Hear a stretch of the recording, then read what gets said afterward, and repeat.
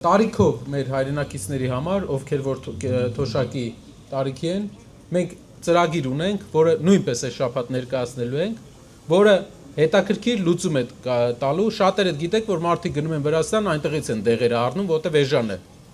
Վրաստանի համակարգը մենք ներդնելու ենք այստեղ, համարյա 20-30% դեղեր կա երկու անգամ էժան են։ Մեր համար, մեր տարիքային մարդկանց համար դա կարևոր չէ, բայց ինչ որ տարիքից հետո թոշակի տարիքի մարդկանց համար դա շատ կարևոր է։ Դեղերի գները նույն ինչ ճանապարհով որ Վրաստանն է էժանացրել, մենք նույնպես այդ ճանապարհով գնալու ենք։ Ու այս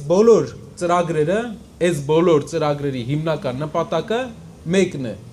Հայաստանում պետք է ստեղծվեն շատ լավ վարձատրվող աշխատատեղեր։ Հայաստանում պետք է երկրի ղեկավարը գիշեր-ցերեկ մտածի աշխատատեղեր ստեղծելու մասին, որպեսզի աշխատատեղերը շատ լինեն, մարդը ինքը ընտրի, ուր է գնում, ինչ աշխատավարձով է գնում, որ երիտասարդները հնարավորություն ունենան, ով ուզում է ձեռներեցությամբ զբաղվի, ով ուզում է աշխատանքի անցնի ինչ-որ տեղ։ Սա է ճանապարհը։ Նորմալ երկիր ունենալու համար մենք շատ բան չենք ուզում։ Ոսկե սարեր խոսք չենք տալի, աշխարհի երկրների կեսը ճամփեն անցել է։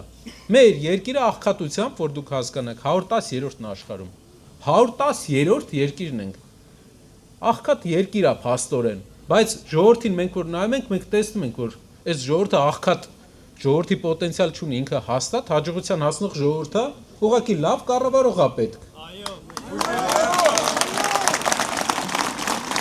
Մենք այս ճանապարհով գնալու ենք առաջ, մինչև վերջ, մինչև հաղթանակ։ Մենք մարդկանց, երբ որ մենք քննադատում ենք մարդկանց, քննադատում ենք իրենց թերությունները, որպեսզի հաջորդ ղեկավարությունը թերությունները չանի նույն։ Մենք չենք ուզում իրենց հիշենք ամեն անգամ, որովհետև ոչ մեզ է հաճելի, ոչ մեկին էլ ինձ թվում է հաճելի չի։ Ուղղակի ներկայացնում ենք իր թերությունները, որ հաջորդ ղեկավարությունը ուշադիր լինի ու չկրկնի դա։